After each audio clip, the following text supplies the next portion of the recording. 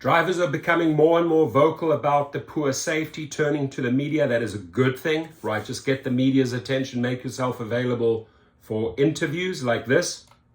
Extremely unsettling are the words used by that local rideshare driver, Jason Kahn, who tells me he's hoping for some change out of this tragedy, starting with who might be getting in the back of his vehicle. I don't know who's getting in my vehicle, and I would like them to have more control over that. Rideshare driver Jason Kahn raising concerns about better safety measures after police say Uber driver Christy Spikusa was murdered last week during a ride. He was over in Pitcairn, Brennan Avenues, right down the road from where I live. Those are highly traveled areas that I'm in a lot, and it made me feel very unsafe. Police say Calvin Cruz shot and killed Spikusa last week. Crew had his girlfriend order the Uber ride for him that night. Jesus. An incident Jason Kahn says he's seen before just this past week. My ride the other night was supposed to be Caitlin. Showed me her picture of Caitlin. You can see her picture exactly what she looks like. It was not Caitlin. It was a young male who I was not letting in my car. And I asked him if Caitlin could come down to confirm that she's Caitlin and he's allowed to use her account.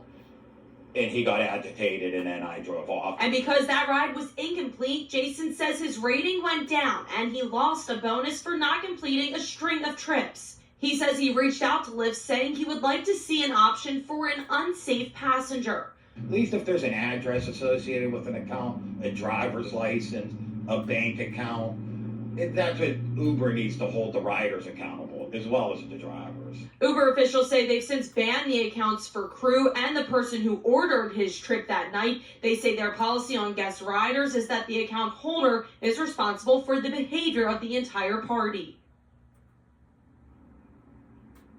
And Crew is in the county jail tonight where he awaits his preliminary hearing, which is set for February 25th, and he is in there without bail at this time. For now, reporting live tonight in Southside. So Uber's only response is, we took this guy, this murderer, off the platform. We banned his account. Well, obviously going to ban his account, fool. Dara Khosrowshahi, you're a dumb fool. Seriously. And what drivers are doing correctly is that they're getting more and more vocal, right? If you do not get vocal, if you do not turn to people like this, we're not going to get the story out. So circulate this video. We're going to keep on pushing. And we haven't tied down a date yet for the national safety strike. So I still want more input there. Some people said on May Day. Some people said 4th of July. We're looking at more possible dates. So please send us that so we can really send a strong message to these companies. Hey, we're organizing a massive national protest and strike because you are failing us. And a couple of the points that this rideshare driver brought up, not just a couple, all of them were extremely valid. And I've heard these promises in the past from Uber and Lyft that they would address it. They have done nothing, and people are dying. And they shouldn't be surprised that drivers are not prepared to get back into the car if you're not keeping them safe.